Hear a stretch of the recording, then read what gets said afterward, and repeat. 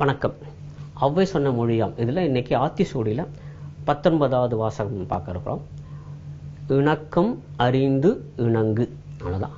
இணக்கம் அறிந்து இணங்கு. இது 19வது வாசகம் ஆத்திசூடியில். இணக்கம் அப்படின்னா என்ன, இணங்குதல்னா என்ன, அவ்வளோதான், வேறு ஒன்றுமே இல்லை. இப்போது இந்த முதல்ல இணக்கம் இருக்கிறதா அப்படி பார்த்துக்கணும், அப்புறம் அதுக்கு இணங்கி போகணும் அப்படின்னா. இப்போது இந்த இணங்குதல் அப்படிங்கலாம் என்ன அர்த்தம், இணக்கம்னா என்ன அர்த்தம் அதை பார்த்துக்கலாம். இணக்கம் அப்படின்னா என்னால் ஏற்றுக்கொள்ளக்கூடிய விஷயங்கள்லாம் என்னெல்லாம் இருக்குது, என்னால் சகிச்சு கொள்ளக்கூடிய விஷயங்கள்லாம் என்ன இருக்குது, எனக்கு உடன்பட்டு வரக்கூடிய விஷயங்கள்லாம் இருக்குது, எனக்கு விருப்பமான விஷயங்கள்லாம் என்ன இருக்குது, இது எல்லாம் சேர்ந்தது இணக்கம். அவங்க ரெண்டு பேரும் ரொம்ப இணக்கமாக இருக்காங்க அப்படின்னா இரண்டு பேரும் நண்பர்களாக இருக்கிறார்கள்னு அர்த்தம் இல்லை. இரண்டு பேரும் இணக்கமாக இருக்கிறார்கள் அப்படின்னா இவர்களுக்கும் அவருக்கும் கொள்கையிலே அவர்கள் ரெண்டு பேரும் ஒன்றாக இருக்கிறார்கள், இல்லை பழக்க வழக்கங்களிலே ஒன்றாக இருக்கிறார்கள், இல்லை இரண்டு பேரும் ஒரே மாதிரியாக படித்து ஒரே மாதிரி வேலைக்கு போயிருக்காங்க, ஏதேனும் ஒரு சிமிலாரிட்டி இருக்குங்க. அதுதாங்க இணக்கம்ங்கிறது. இவங்களுக்கும் அவங்களும் ஏதோ ஒரு சிமிலாரிட்டி இருக்குது. அந்த இணங்கி போகிறங்கிறது, அந்த இணக்கம்ங்கிறது அங்கே தான் வருது. அந்த சிமிலாரிட்டி தான் இணக்கம். அதை பார்த்துட்டு இணங்குங்க அப்படின்றாங்க. இப்போ இணங்குங்கிறதுக்கு என்ன அர்த்தம் அப்படின்னா இணைந்து செயல்படுங்கள், அவ்வளோதான் இணங்கு அப்படிங்கிறதுக்கு. இப்போது ஒரு இடத்துல என்ன சொல்கிறாங்கன்னா சிமிலாரிட்டி என்ன இருக்குன்னு பாருங்கள், அதை பார்த்ததுக்கப்புறம் நீங்கள் அவங்களோட இணங்கி செயல்படுங்க, அவங்களோட சேர்ந்து செயல்படுங்க அப்படின்னு சொல்கிறாங்க. இப்போ இந்த இணக்கம்ங்கிறது எப்படிலாம் வர முடியும், அதை எப்படி அறிந்து கொள்வது, அப்புறம் எப்படி இணங்கி போகிறது, அவ்வளோதான். இந்த 3 விஷயம் இருக்குது இதில். இணக்கம் அறிந்து இணங்கு அப்படிங்கிறது ரொம்பவுமே ஒரு மாதிரி ஒரு மைன்யூட்டான ஒரு விஷயத்தை போய் அவையார் தொட்டு இருக்காங்க அப்படின்னு தோணுது.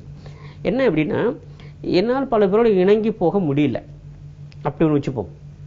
யாரோ ஒருவோட என்னால் இணங்கி போக முடியல, எனக்கு எதுவும் பிடிக்கல, சரிங்களா, பேச பிடிக்கலையோ, பார்க்க பிடிக்கலையோ, இல்லை இணங்கி நடந்து பிடிக்கலையோ, அவரோட சேர்ந்து ஒரே இடத்துல பணியாற்ற பிடிக்கலையோ, ஏதோ ஒன்று இருக்குது.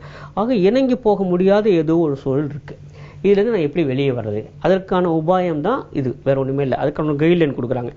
என்ன அப்படின்னா, இணங்கி போக முடியாத சூழல் வருகிற பொழுது இணக்கமானது எது அப்படின்னு முதல்ல தெரிஞ்சுக்கங்க. ஏதோ ஒரு சிமிலாரிட்டி இருக்கணும், ஏதோ ஒரு இடத்துல ஒரு காமன் பாயிண்ட் ஒன்று இருக்கணும். எந்த ஒரு மனிதனுக்குள்ளும் பாருங்களேன், 2 பேர் இருக்காங்க, முன்பின் அறிமுகம் இல்லாத 2 பேருக்கு கூட அவங்க ஏதோ உலகத்தில் வேறு ஏதோ மூலையிலேருந்து வந்திருந்தாலும் கூட ஏதேனும் ஒரு இடத்துல அவங்க 2 பேருக்கும் இணங்கி போகக்கூடிய ஏதேனும் ஒரு பாயிண்ட் இருக்கும், ஒரு காமன் பாயிண்ட் இருக்கும், ஒரு சிமிலாரிட்டி இருக்கும். அது என்னங்கிறது நீங்கள் கண்டுபிடிச்சிட்டிங்கன்னா அப்புறம் இணங்கி போய்விட முடியும். எல்லாரோடுமே இணங்கி போய்விட முடியும். எவ்வளோ ஒரு அருமையான ஒரு உபாயம் பாருங்களேன். ஏதோ ஒரு விதத்தில் என்னால அவங்க கூட சேர்ந்து ஒர்க் பண்ண முடியல, ஏதோ ஒன்று தடையாக இருக்குது. அப்போது அதுலேருந்து வெளியே வரணும் அப்படின்னா எங்கேருந்து நான் தொடங்கணும் அப்படின்னா, எதுக்கு ஒரு காமன் பாயிண்ட் 2 பேருக்கும் ஒரு சிமிலாரிட்டி எங்கே இருக்குது அங்கே பார்க்குறேன். நான் பார்க்குறேன், எனக்கு ஒரு குறிப்பிட்ட நடிகரோட திரைப்படங்கள் பிடிச்சிருக்கு, அவருக்கும் அந்த குறிப்பிட்ட நடிகரோட திரைப்படங்கள் பிடிச்சிருக்கு. ஒரு உதாரணத்துக்கு சொல்கிறோம். அப்போ எதிரும் ஒரு காமன் பாயிண்ட் வந்துச்சு, இதுலேருந்து நம்ம தொடங்கலாம். அப்போ இணங்கி நடப்பதற்கான ஒரு வழிமுறை கிடைச்சிச்சு, ஏதோ ஒரு பாயிண்ட் கிடைச்சிச்சு இல்லை. அந்த ஸ்டார்டிங் பாயிண்ட், அந்த தொடக்க புள்ளி தான் அந்த இணக்கம்ங்கிறது. ரொம்ப அருமையான ஒரு விஷயத்தை, ரொம்ப மைனூட்டான ஒரு விஷயத்தை கொண்டு போய் அவையார் டச் பண்ணியிருக்காங்க. இந்த இடத்துல என்ன பண்ணுறாங்கன்னா, இணங்கி போவதற்கு வாய்ப்பு இல்லை, சாத்தியம் இல்லை நினைக்கவே நினைக்காதீங்க. மிக நிச்சயமாக எல்லாரோடையும் இணங்கி போக முடியும். எப்போ அப்படின்னா இணக்கம் அறிந்து இணங்கு. இது 2 பேர் பக்கமும் தான் அவங்க சொல்கிறாங்க, யாருக்கும் பொதுவாக ஒருத்தர் மட்டும் சொல்லலை. 2 பேர் இருக்காங்க இணங்கி போகாமல்னா 2 பேருக்கும் பொதுவாக சொல்லக்கூடிய விஷயம் தான். 2 பேருமே பாருங்க, ஏதேனும் ஒரு காமன் பாயிண்ட் இருக்கத்தான் செய்யும். சொன்னால் நம்பவே மாட்டீங்க. பல பேருக்கு அது நகைச்சுவையாக கூட இருக்கலாம். பொதுவாக எல்லாமே டிஃபனுக்கு உப்புமானா பிடிக்காது நிறைய பேருக்கு. நம்ம பார்த்துருக்கோம், உப்புமானா வெறுப்பாக இருக்கவங்க அதான் நம்ம சோஷியல் மீடியாவில் பார்க்குறோம். உப்புமா பற்றி அப்படிலாம் எழுதுறாங்க. ஒருத்தர் இருக்கார், அவருக்கு of all the tiffin items அவருக்கு உப்புமா தான் ரொம்ப பிடிக்கும், சரிங்களா. இன்னொருத்தர் இருக்கார், அவர் கூட பயங்கர சண்டை, இவருக்கு ஒத்தே வரல. ஆனால் இவருக்கும் of all the items upma தான் பிடிக்கும். 2 பேரும் ஒரு நாள் ஒரே சமயத்தில் கேன்டீனில் போகும்போது இவரும் உப்புமா கேட்குறாரு, ரவு உப்புமா கேட்கும்போது தான் ஆச்சரியமாக இருக்குது 2 பேருக்கும். நமக்கு உலகத்தையே பிடிக்காத ஒரு விஷயம் எனக்கு பிடிச்சிருக்கு, இதே தான் அவருக்கும் பிடிச்சிருக்கு. இப்போ உப்புமா அவர்களை இணைக்கிறது, சரிங்களா. இதுவும் நகைச்சுவை நினச்சிக்க வேண்டாம், இப்படி இருக்குது.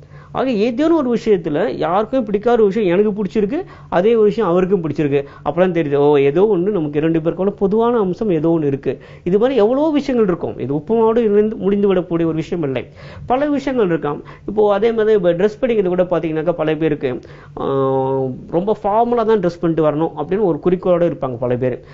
இன்னொருத்தருக்கும் அதே மாதிரி எப்பவும் ஃபார்முலா தான் வரணும், லீவ் நாளில் கூட ஃபார்முலா தான் இருக்கணும் அப்படின்னு ஆசைப்படுவாங்க. அப்போ பார்த்தீங்கன்னா இது ஒரு மீட்டிங் பாயிண்ட், 2 பேருக்கும் ஒரு காமன் பாயிண்ட் இருக்குது. இது மாதிரியான ஒரு இணக்கம் அப்படிங்கிறது இருக்கு இல்லையா, எதையும் ஒரு சிமிலாரிட்டி ஒன்று இருக்குது, 2 பேருக்கும் பொதுவான ஒரு அம்சம் இருக்கிறது, 2 பேருக்கும் ஆர்வம் உள்ள ஏதேனும் ஒரு விஷயம் இருக்கு இல்லைங்களா, அந்த புள்ளி தாங்க இணக்கம்.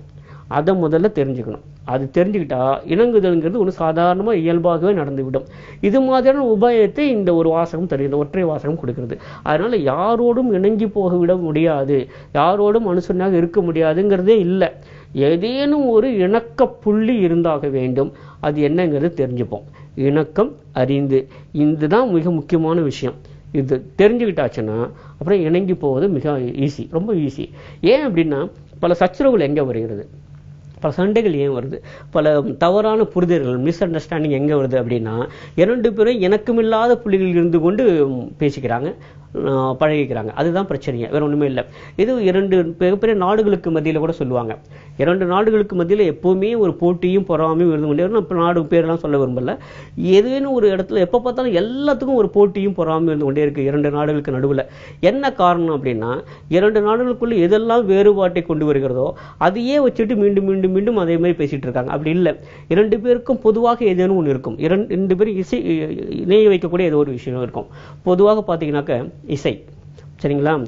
இசை என்று வருகிற போது இங்கே இருக்கக்கூடிய இசைக்கலைஞர்களுக்கும் அங்கே இருக்கக்கூடிய இசைக்கலைஞர்களுக்கும் பொதுவான ஒரு புள்ளின்னு பார்க்க போனால் அநேகமாக ஏதேனும் ஒரு சர்வ கலாச்சாரத்து ஒன்றா வந்திருப்பாங்க, ஏதேனும் ஒரு பயிற்று நிலையத்திலிருந்து ஒன்றா வந்திருப்பாங்க, ஏதேனும் ஒரு அந்த இசை வடிவம் இருக்கு இல்லையா, ஒரு ஆர்ட் ஃபார்ம், கலை வடிவம் இருக்கு இல்லையா, அது இவர்களை சேர்த்திருக்கும். அது மூலம் தான் நம்மளால் இணக்கமான ஒரு சூழ்நிலை கொண்டு வர முடியாது. தவிர எது இவர்களுக்குள்ளே இந்த பேதத்தை கொண்டு வருகிறதோ, சண்டையை கொண்டு வருதோ, அதையே மீண்டும் மீண்டும் மீண்டும் பேசினாலும் இணக்கம் வரவே முடியாது, வாய்ப்பே இல்லை. இப்போ யோசிச்சு பாருங்களேன், ஒரு 2 தனி மனிதர்களுக்கு நடுவில் இருந்து ஒரு மிகப்பெரிய 2 நாடுகளுக்கு இடையே இருக்கக்கூடிய அந்த சச்சரவு வரைக்கும் அத்தனைக்கும் ஒரு தீர்வாக என்ன சொல்றாங்க ஔவையார்னா இணக்கம் அறிதல். அது மிக முக்கியமானது. அப்போ என்ன இருக்கு, இப்போ ராஜ்ய உறவுகள் அதான் சொல்றாங்க. இப்போ டிப்ளமேட்டிக் ரிலேஷன்ஸ்ல இப்போ எல்லாரும் என்ன சொல்ல ஆரம்பிச்சிட்டாங்கன்னா, 2 நாடுகளுக்குள்ளே பேசுகிற போது நம்ம 2 பேருக்கும் பொதுவான விஷயங்கள் எதுவாக இருக்கிறது, பொதுவாக நலமாகக்கூடிய அதிலிருந்து நம்ம ஆரம்பிப்போம்.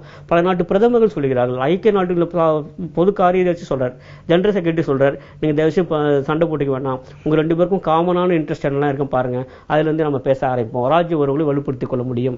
இதுக்கு எல்லாத்துக்கும் அடிப்படையாக இருக்கக்கூடிய ஒரு வாசகமாக இப்போ நம்ம பார்க்கிறோம். இணக்கம் அறிந்து இணங்கு. சரி, இப்போ இணக்கம் அறிந்தாச்சு, சரிங்களா? இணங்கி போகணும் முடிவு பண்ணியாச்சு. இப்போ நீங்க பார்த்தீங்கன்னா ஆச்சரியமா இருக்கும், 2 பேரும் இணக்கம் அறிந்து இணங்கிய பிறகு இணக்கம் இல்லாத விஷயங்கள் கவனத்துக்கே வராது. எதெல்லாம் உங்களுக்கு சண்டை இருந்ததோ, எதனாலும் சச்சரவு வந்ததோ, அதெல்லாம் இப்போ ஒரு பெரிய விஷயமாவே எங்களுக்கு தெரியவே தெரியாது, போயிடும். ஆக இணக்கம் என்பது பிற எல்லாவற்றையும் இருட்டுக்குள் தள்ளிவிடும், இது மட்டும் வெளிச்சத்துக்கு கொண்டு வரும். அதுதான் இணக்கம் மிகப்பெரிய நல்ல விஷயங்க. அதனால யாராக இருந்தாலும் அவருடன் நமக்கு இருக்கக்கூடிய இந்த இணக்க புள்ளியை தேடி கண்டுபிடித்து விட்டால் போதும், மிக நிச்சயமாக அனைவரும் நாம் இணக்கமாக வாழ முடியும். மீண்டும் சந்திப்போம். நன்றி.